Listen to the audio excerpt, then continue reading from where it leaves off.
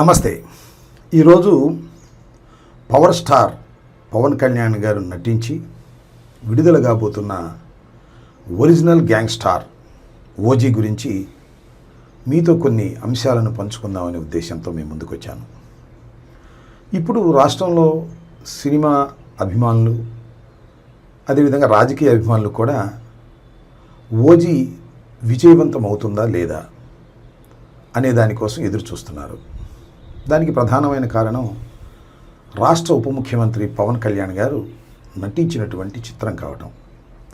దానితో పాటు ఇంతకు ముందు రిలీజ్ అయినటువంటి 2 చిత్రాలు, అది బ్రో కానివ్వండి, హరిహర వీరమల్లు కానివ్వండి, అనుకున్నంత విజయాన్ని సాధించలేకపోవడం వల్ల ఈ ఒరిజినల్ గ్యాంగ్స్టార్ చాలా ప్రతిష్టాత్మకంగా తీస్తున్నటువంటి చిత్రం కాబట్టి ఇది ఏ విధంగా ఆడుతుంది అనేది అందరిలోనూ చిన్న ఉత్కంఠత ఉంది.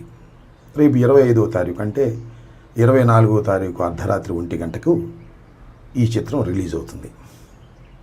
ఈ చిత్రం నాకున్న అవగాహన మేరకు, నాకున్న పరిజ్ఞానం మేరకు ఖచ్చితంగా హిట్ అవుతుందని నేను అనుకుంటున్నాను. దానికి ప్రధానమైన కారణాలు ఏమిటంటే, పవన్ కళ్యాణ్ గారు ఇంతకుముందు నటించినటువంటి 2 చిత్రాలు కూడా, ఒకటి బ్రో, 2 హరిహర వీరమల్లు అనుకున్నంత విజయాన్ని సాధించలేకపోయాయి.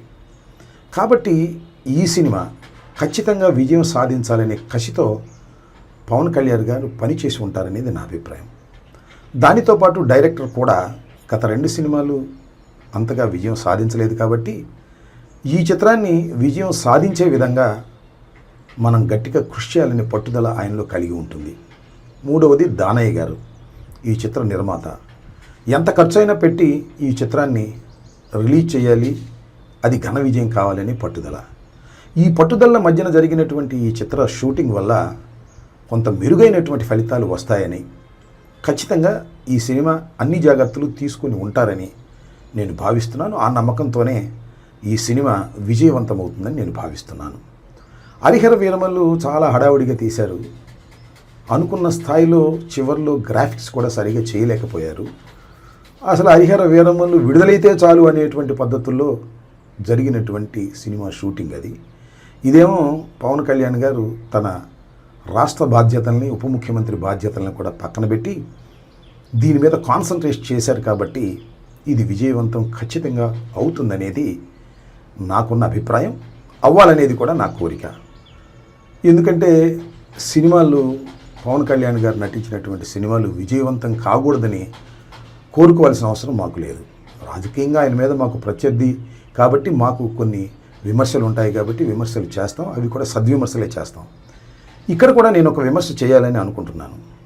అదేమిటంటే, పవన్ కళ్యాణ్ గారు అపోజిషన్లో ఉన్నప్పుడు, మేము అధికారంలో ఉన్నప్పుడు, అంతకు ముందు కూడా తెలుగుదేశం అధికారంలో ఉన్నప్పుడు కూడా చాలా విషయాలు మాట్లాడారు.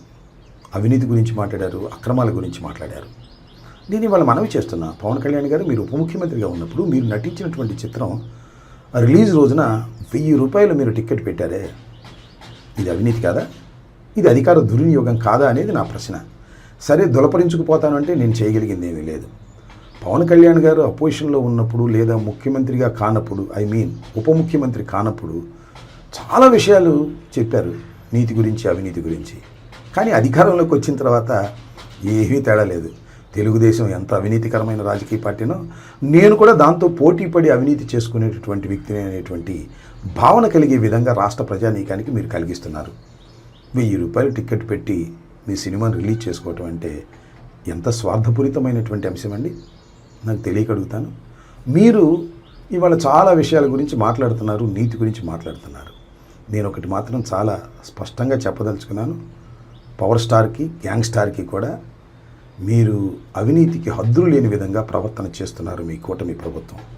చివరకు మీరు నటించిన చిత్రాన్ని కూడా అవినీతిమయం చేసేటటువంటి కార్యక్రమం చేస్తున్నారు.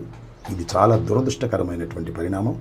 మీరెవరికి నీతులు చెప్పినా అది సమంజసంగా ఉండదనే విషయాన్ని మీరు ఇప్పుడైనా గమనించాలని కోరుకుంటూ, మీ గ్యాంగ్స్టార్ అద్భుతమైన విజయాన్ని సాధించాలని, దానయ్య గారికి అద్భుతమైన దండిగా డబ్బులు రావాలని, మీరు సినిమా హీరోగా పేరు ప్రఖ్యాతులు తెచ్చుకోవాలని, కొణిదెల కుటుంబానికి మరింత గౌరవాన్ని తీసుకురావాలని ఈ సందర్భంగా మనస్ఫూర్తిగా కోరుకుంటున్నాను.